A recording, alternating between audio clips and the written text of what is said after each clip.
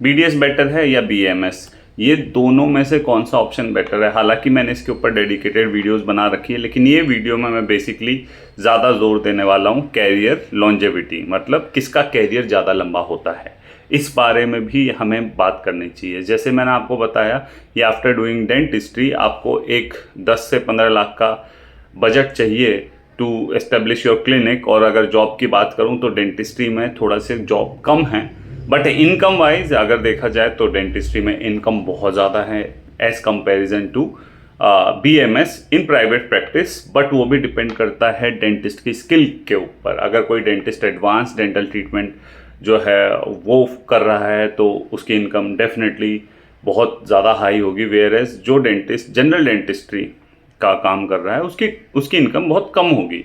और वहीं पे अगर मैं बीएमएस की बात करूं तो बीएमएस डॉक्टर्स जो होते हैं उनकी जो इनकम होती है ज़्यादातर इनडायरेक्ट मीन से होती है, जैसे कि रेफरल्स, ब्लड टेस्ट कराया या फिर किसी हॉस्पिटल में रेफ़र कर दिया, तो उन मीन से ज़्यादा होती है।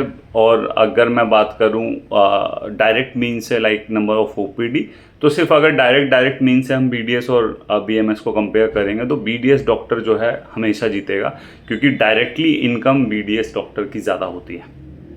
नाउ ये तो इनकम की बात हो गई। जॉब में डेफिनेटली अगर मैं बात करूं नॉन क्लिनिकल सेक्टर में, तो नॉन क्लिनिकल में दोनों के लिए बराबर अपॉर्चुनिटीज़ हैं।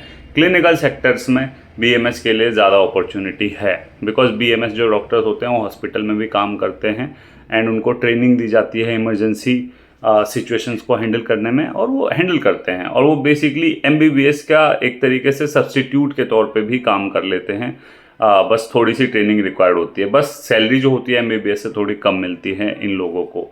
और अगर देखा जाए हॉस्पिटल सेटिंग में भी इनकी ग्रोथ काफ़ी अच्छी है as a BMS. Now coming to the career longevity, ये रीज़न है अभी सडनली किसी फ्रेंड से बातचीत करते करते एकदम से मेरे दिमाग में क्लिक हुआ, और वाकई इस चीज़ पे भी आपको सोचना चाहिए जब कोई आप कोर्स कर रहे हो। तो अगर मैं बात करूं किसका कैरियर कितना लंबा होता है, फॉर एग्जांपल आपने बीएमएस किया, बीएमएस डॉक्टर यूजुअली पेशेंट को देखता है, दवाई लिख देता है, यही काम है। 90% काम ऐसे हो जाते हैं। कुछ कामों में शायद फुल बॉडी चेकअप की ज़रूरत पड़ती है, बट मोस्टली केसेस में प्रिस्क्रिप्शन बेसिस पे ही काम चलता है कि हाँ आपको बुखार है, ठीक है, ये टेस्ट करा लेना, ये दवाई ले लेना, ठीक है। इस तरीके से होता है काम।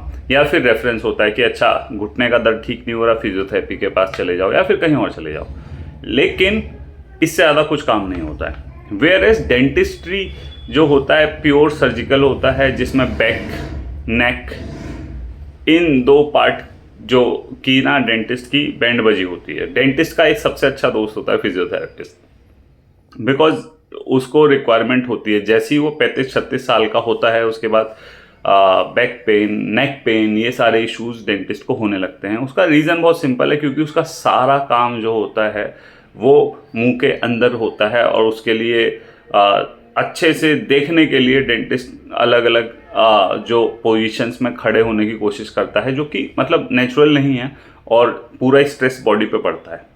तो अब मैं डेंटिस्ट की बात करूँगा, अगर डेंटिस्ट के हाथ कांपने लग जाए तो उसके बाद वो काम नहीं कर सकता है।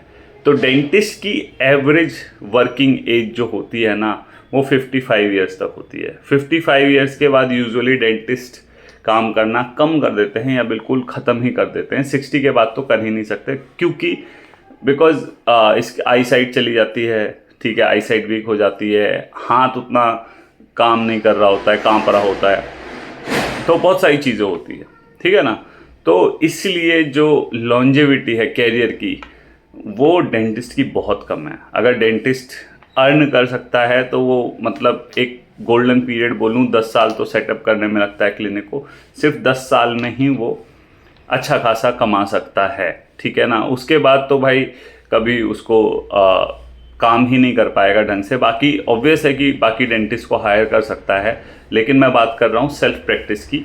तो बीएमएस डॉक्टर का ये है कि जब तक जिंदा है वो लिख तो सकता ही है, लिख नहीं सकता तो बोल देगा दवाइयों के नाम, उसका असिस्टेंट लिख देगा, ठीक है ना, लेकिन वो चलता रहेगा। Same goes with MBBS. MBBS भी इसलिए अच्छी फील्ड है कि एक तो उसमें पैसा ज़्यादा है, प्लस कैरियर लॉन्जेविटी की बात करें, हो सकता है डेंटिस्ट एक साथ बल्क अमाउंट कमा लें, ठीक है। मैं खुद एक डेंटिस्ट हूँ एंड आई रियलाइज्ड कि यस, कैरियर हमारा बहुत कम होता है। तो अगर आप चूज़ कर रहे हैं कोई भी, चाहे वो MBBS हो, BDS हो या BMS हो, तो ये चीज़ भी बहुत इंपॉर्टेंट है। हो सकता है कि आपने एक बल्क अमाउंट कमा लिया, बट अगर कैरियर की बात करूं तो लोग 50, 60, 70 ईयर्स तक काम करते हैं, 80 ईयर्स तक काम करते हैं जो डॉक्टर्स होते हैं। जितना एक्सपीरियंस होता है डॉक्टर को, उतना नाम होता है, उतनी भीड़ लगी रहती है। वहीं पर डेंटिस्ट कहीं ना कहीं लैग करते हैं। क्या आपने कभी सुना है कि 80 साल का कोई डेंटिस्ट है? यूजुअली डेंटिस्ट जितने होंगे आपके टाउन में मोस्टली यंग होंगे। उसका रीज़न यही है, क्योंकि मोस्ट ऑफ द जो डेंटिस्ट होते हैं वो रिटायर हो जाते हैं because of back pain and neck pain and I का इशू हो जाता है, हाथ कांपने लग जाते हैं, multiple things are there. So I hope ये वीडियो भी आपके लिए उतनी हेल्पफुल रही हो जितनी बाकी वीडियोज़ रही होगी। तो प्लीज़ इस वीडियो को लाइक कीजिएगा एंड चैनल को सब्सक्राइब कीजिएगा एंड इसको ज़्यादा से ज़्यादा शेयर कीजिएगा। नमस्कार।